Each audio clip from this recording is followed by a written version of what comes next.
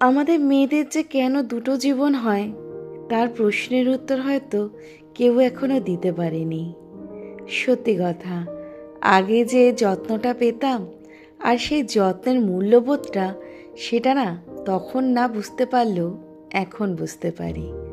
আচ্ছা, আমাদেরকে দুটো জীবন করে এই মূল্যবোধ বোঝানোর জন্য বা উপলব্ধি করার জন্য, তাহলে কেন ছেলেদের দুটো জীবন হয় না?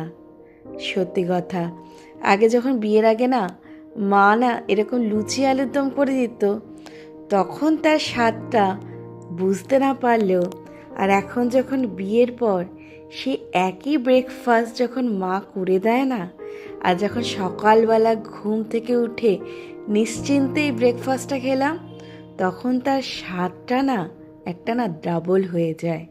জানি না আমার মতো কি তোমাদেরও এরকম হয়?